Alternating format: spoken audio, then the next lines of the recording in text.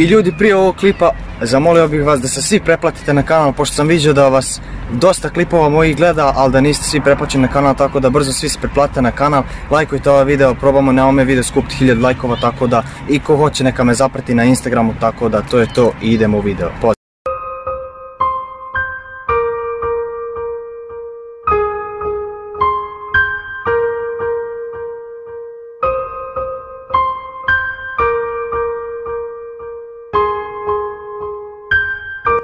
Daj, brate, kako si mi to uradio? Znaš da je to moja cura?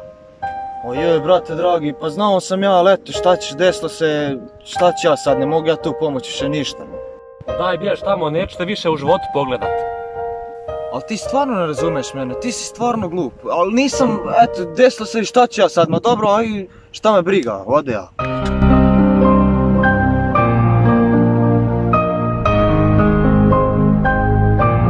Neki je otišao, da Bog da ga moji oči nikad više od života nisu vidjeli.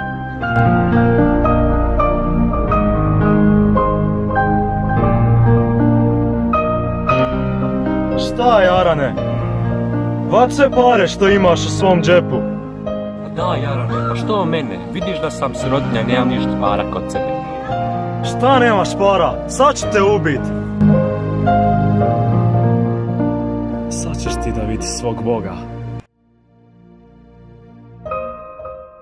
Viđa, onaj neki došao tuče mog prijatelja, mislim bivši prijatelj, ali ipak šta smo sve proveli u djetinjstvu, neću nikad zaboraviti, tako da iću mu sad pomoći. Satrče, onome će ubit Boga! Brate moj, da li si dobro? Oj, otkud ti ovdje? Pa brate, vidio sam da te ovaj ovdje nešto čio, tako da sam ja nama uskočio.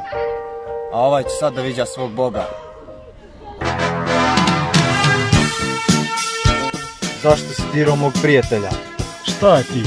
Hoćeš da i tebe sad tu razbijem, kako sam njega? Ma koga ćeš ti, Jarane?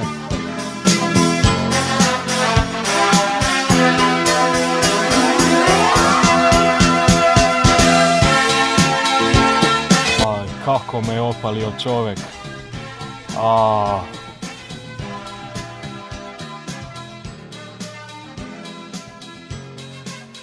Brate moj, si li dobro, pošto sam vidio da te ošno pleskao? Hvala, brate, hoćemo ostati prijatelj, nećemo se više svađat, a?